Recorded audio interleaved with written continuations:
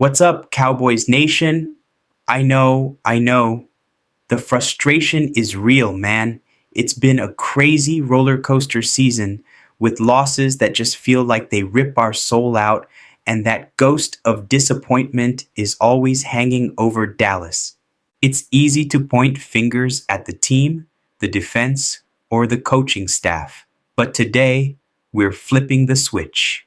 We're going to focus on the one consistent light that has shone brightly through all this chaos. We're talking about Dak Prescott. The question that's splitting up the fan base and the analysts is loud and clear.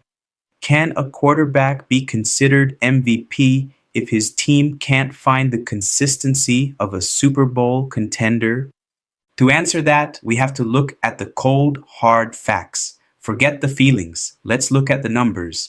Despite the Cowboys' ups and downs, Dak is having an elite season, going toe-to-toe with the league's best. So far, in this 2025 season, Dak has already racked up 3,637 passing yards, a number that puts him in the isolated lead across the entire NFL. On top of that, he's thrown 26 touchdowns, delivering a performance that demands everyone's attention. What Dak Prescott is doing this season isn't just about volume, it's about carrying the offense. We know the MVP conversation inevitably includes guys like Matthew Stafford over with the Rams and the young gun Drake Maye of the Patriots, who are both having phenomenal years. Stafford is leading in touchdowns with 35 TDS and has a crazy 113.1 rating. Maye, on the other hand, is the most accurate passer in the league, hitting 71.5% of his throws. But this is where the argument for Dak gets real plausible. Total production and durability. While his competitors lead in efficiency and touchdowns, Dak has the biggest workload, generating more passing yards and converting more first downs than any other quarterback. He moves the Cowboys offense like no one else. Dak doesn't just rack up yards, he does it on crucial plays. He's already registered 41 passes for 20 plus yards, proving his ability to stretch the field and keep offensive pressure on opponents. If the Dallas Cowboys are going to have any shot at success, it's all thanks to this elite individual production. Now, let's address the argument half our audience is waiting for, the famous elephant in the room. The MVP is an individual award, but football is a team sport. If the team fails, does the award lose its meaning? No one is debating that the loss to the Detroit Lions was an absolute choke job, a game the franchise basically threw away.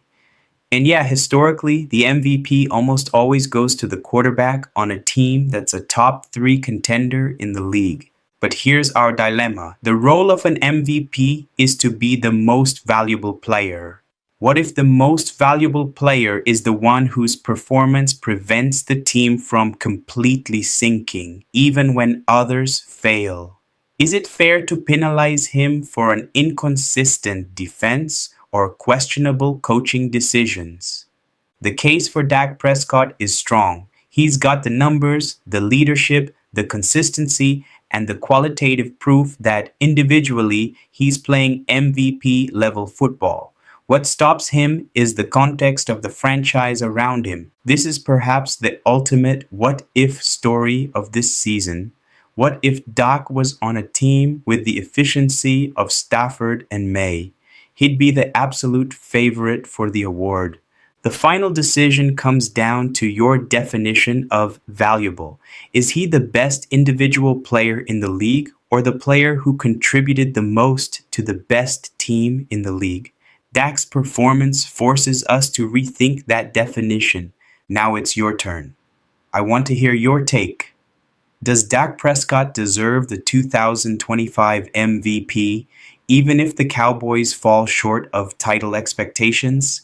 Drop your comment below with your vote and your strongest argument. If you agree that Dak is balling out, hit that like button on this video. Subscribe to the channel so you don't miss any hot analysis and ring that bell to stay in the debate with us. Thanks, and we'll see you next time.